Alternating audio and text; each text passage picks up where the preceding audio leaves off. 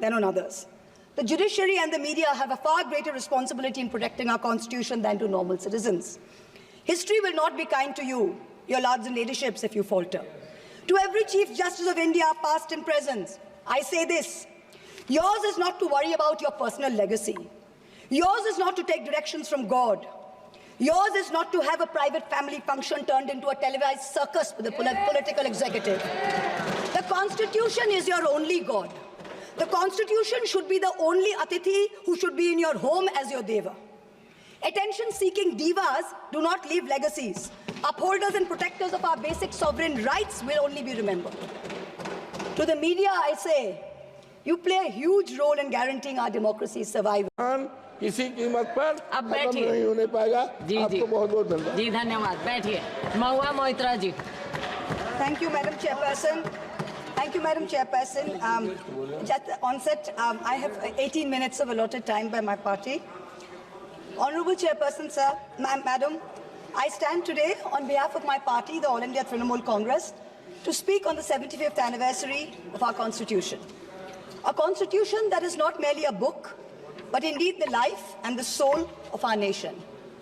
Almost 75 years ago to the day, on the 25th of November 1949, Baba Saheb Ambedkar reminded us we must observe the caution which John Stuart Mill has given to all who are interested in the maintenance of democracy, namely, not to lay their liberties at the foot of even a great man or to trust him with powers which enable him to subvert their institutions.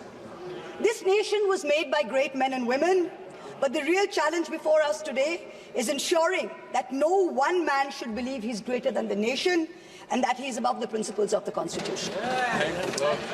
Today, as I stand to participate in this historic debate, let me start with a short, yet very apt nazm by the poet Dr. Hilal Farid.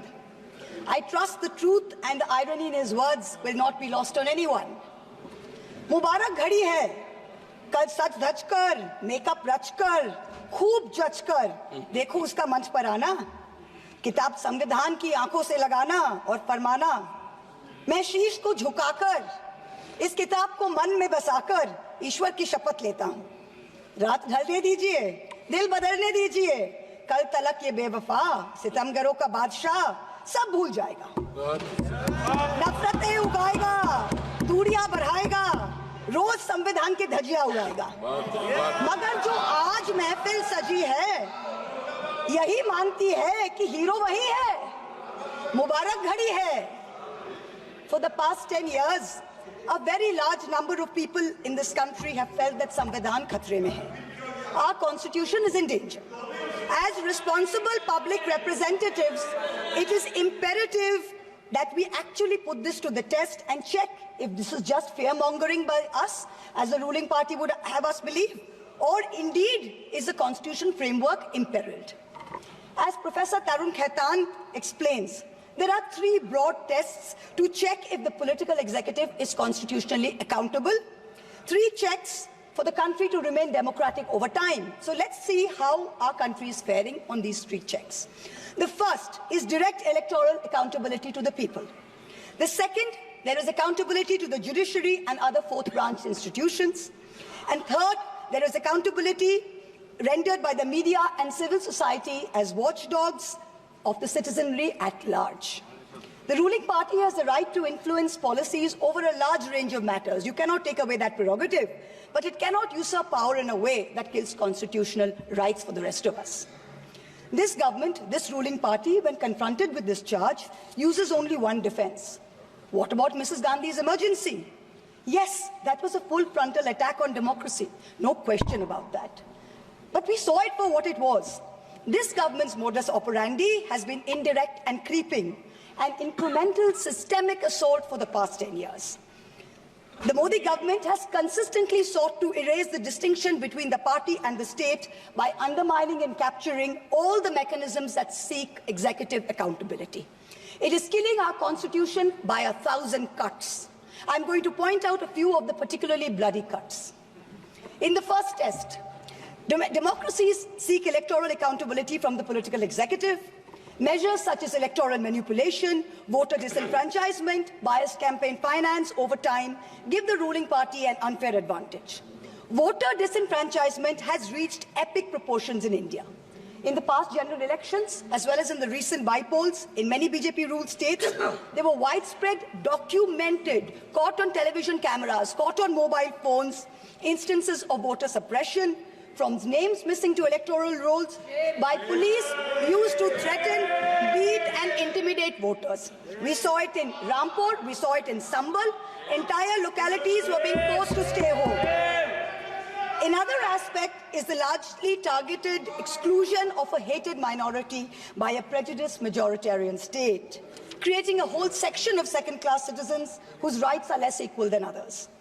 This government brought in a discriminatory Citizenship Amendment Act that is openly violative of the fundamental right to equality before law. All the BJP state governments are competing with each other in bulldozer justice, demolishing homes, usually of minorities, without due process of law. I had to go to the Supreme Court to get a stay on the unconditional and on the unconstitutional order of the UP government, demanding that minorities, that Muslims, put identifying markers on their eateries in shops during the Kawad Yatra. This is blatantly a violative of Article 15. Let us move on to campaign finance now. In 2014, both the BJP and the Congress were held liable for illegally accepting foreign contributions. In response, this government retrospectively amended the Foreign Contribution Regulatory Act, FCRA 2010, to narrow the definition of a foreign company and thereby remove the illegality with retrospective effect. This was done surreptitiously. The Act of 2010 was not amended by a separate bill.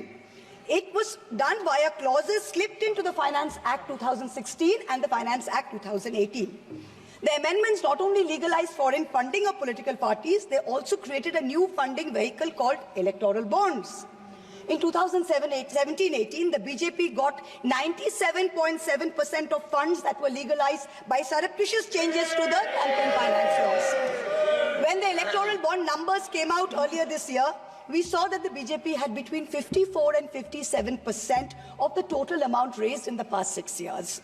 This kind of unfair advantage for the BJP in campaign finance has created a very skewed playing field for the opposition in recent years. There's no denying this. The use of the government funds to promote BJP and to promote Modi ji's political branding in the run-up to the elections, Modi ji ki guarantee, Modi ji ka parivar, creates a media blitzkrieg that few smaller parties can match.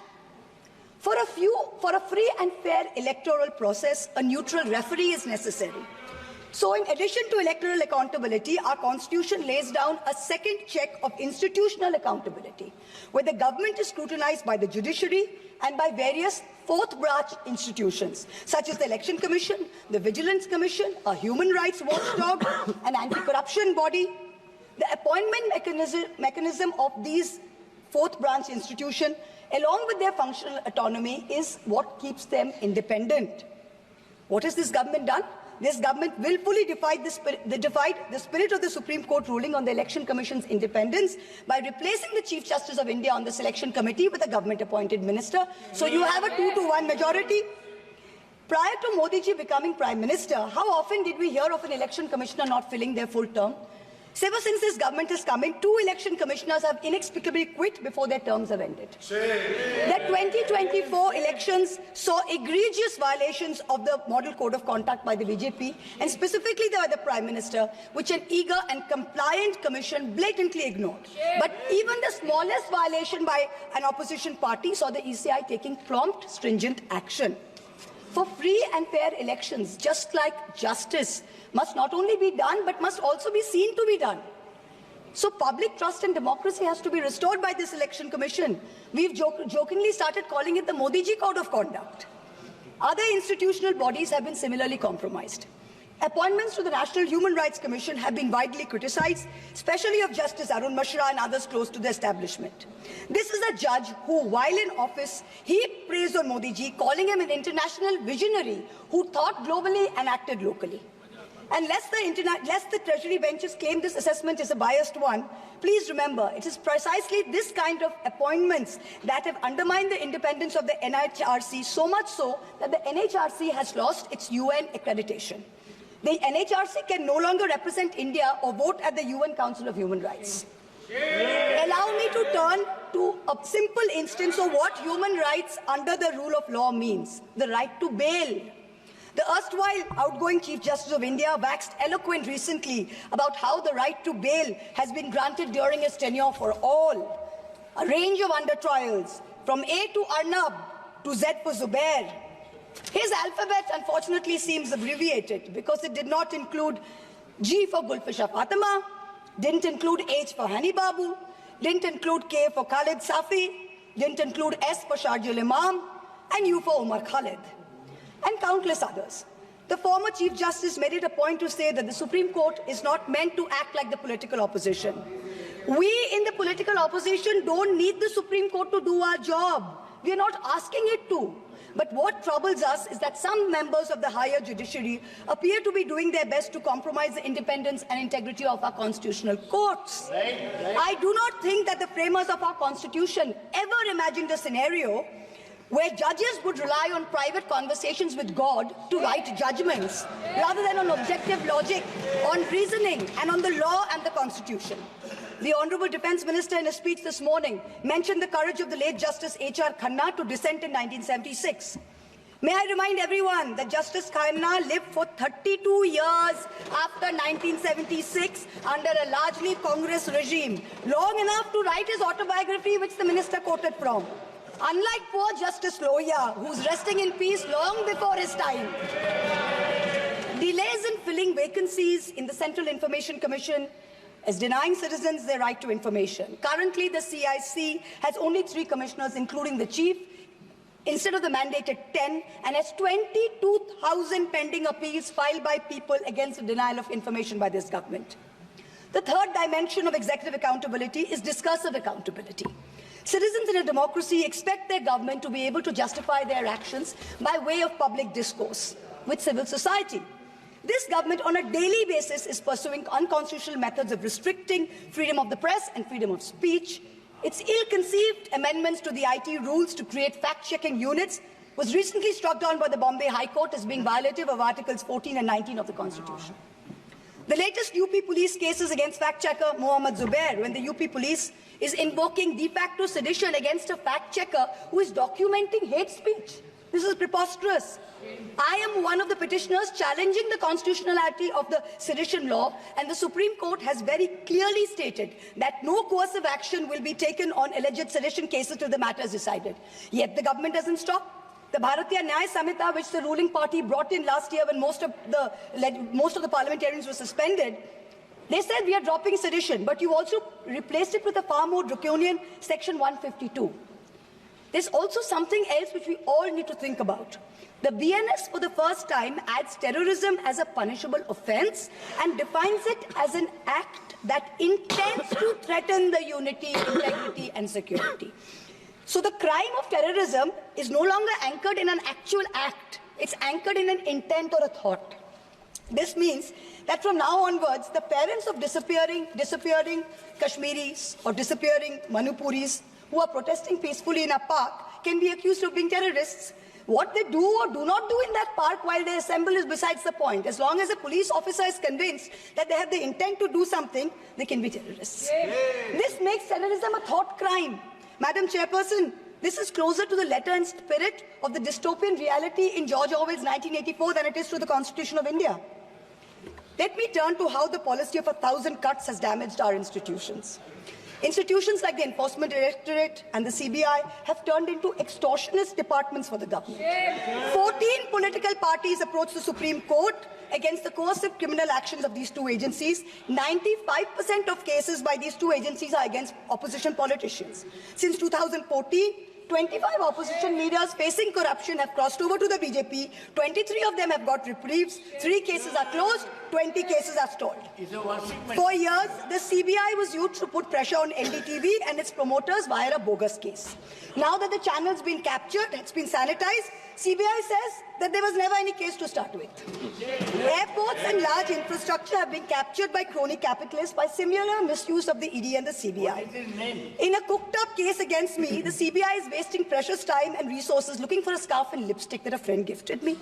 These actions have cost India the first ever human rights violation by the Inter-Parliamentary Union in Geneva, the global body governing all national legislatures. After the abrogation of Article 370, there has been a flagrant crackdown of the constitutional rights of the people of Kashmir. Free speech and movement have been hampered. Passports cancelled without any pending cases. Never heard of it. Manipur, an integral part of the Union of India, seems to have a complete breakdown of constitutional machinery. The failure of governance is stark. The Union government under Article 355 of the Constitution is obligated to assist states in the maintenance of law and order. In May 2024, in the Supreme Court, Solicitor General stood up and said the violence is subsiding. Yet, horrifying incidents are happening every day. I petitioned the Supreme Court in the Manipur violence case. Senior Advocate Indira Jaisingh appeared for me. An expert committee was set up. But then after 27 or more hearings, there is no relief, there is no justice yet. Time constraints don't allow a more in-depth analysis, but it is crystal clear that this political executive of the past 10 years has systematically eroded democracy. It failed spectacularly on all three tests of constitutional accountability laid out by Professor Khaitan. Our constitution is bleeding from 1,000 cuts. Samvidhan khatre mein zarur hai. The need of this hour is to ensure that the idea of India survives in its purest form. This burden is heavier on some of us than on others. The judiciary and the media have a far greater responsibility in protecting our constitution than do normal citizens.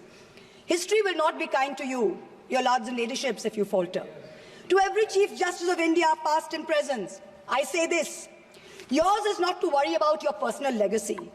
Yours is not to take directions from God. Yours is not to have a private family function turned into a televised circus with the political executive. The Constitution is your only God. The Constitution should be the only Atithi who should be in your home as your Deva.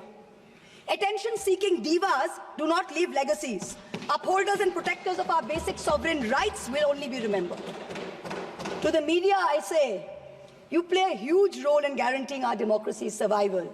Live up to it. To taking a few liberties with Faiz Ahmed Faiz's immortal words, let me tell you. Sab taaj uchhale jayenge, sab takht giraye jayenge. Bas naam rahega Samvidhan ka. In conclusion, I pay homage to the 17 women of India's Constituent Assembly who laid the path for all of us like me to stand here today. And I would like to remind us of Vijayalakshmi Pandit's words. Freedom is not for the timid. Protecting our constitution in these harrowing times requires courage. Let us rise to it. We will succeed. Jai Hind.